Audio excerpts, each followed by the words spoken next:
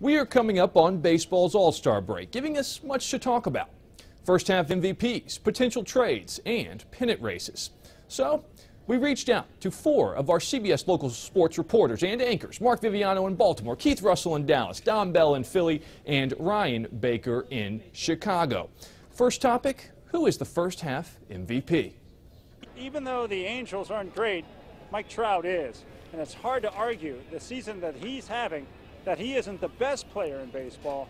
If that makes him the most valuable, he's got my vote. I think it's Boston's J.D. Martinez. I know a guy who predominantly plays DH, has never won MVP, but this may be the year. When you're in the top 5 in batting average, you lead the major leagues in home runs and RBI.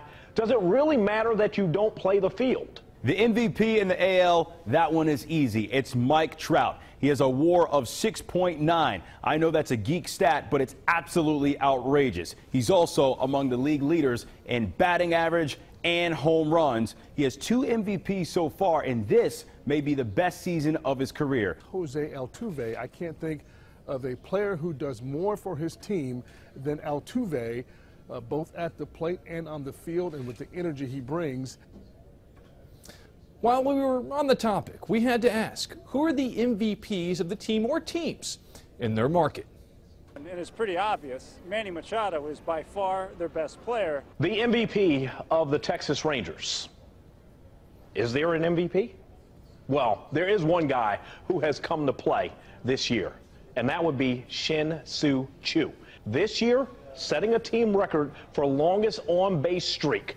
He has produced. He's been about the only thing to watch that's been enjoyable for the Texas Rangers. I'm going with Aaron Nola. He's 11-2 at the time of this recording, and that accounts for about a quarter of the team's wins. When you have only one All-Star who's the starter for the American League, it makes it pretty easy, and that would be Jose Abreu.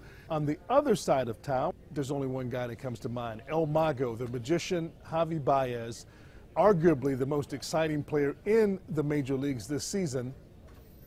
In baseball, arguably more than any other sport, mid-season trades can make or break a season. For example, a couple of years back, the Cubs and Indians traded for Aroldis Chapman and Andrew Miller, respectively. They played each other in the World Series.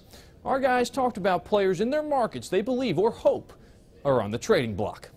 When it comes to trades, the Orioles are a team that are trading away some of their best players. Manny Machado, Zach Britton, Adam Jones, Brad Brock. All these guys as free agents are going to find their way out of town probably, certainly Machado and Britton, because the Orioles are going to head into a rebuild mode.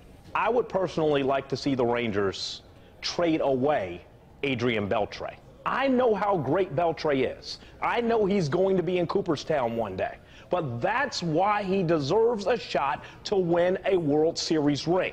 The place to go would be Baltimore to get Manny Machado. You know that he's a free agent at the end of the year, and it would be a short-term rental, but it would add a huge pop to their lineup and potentially help them win the division for the first time in 7 years. I understand the Cubs have some issues with their starting rotation, Yu Darvish's health, the reliability of Tyler Chatwood, and Kyle Hendricks sort of taking a step back this season, but I really don't see Theo making a big trade for an arm, whether it be the rotation or the bullpen. But if he does so, one guy who I think might be expendable is Ian Happ. On the other side of town, one guy who's really come off the disabled list, rejuvenated and looking like the all-star that he was last year, is Avisail Garcia. He would be the one guy I would potentially look to trade if I can get another nice haul in return. The fellas also addressed pennant races. Every single one mentioned the Yankees versus the Red Sox, 2 of the biggest rivals in all of sports.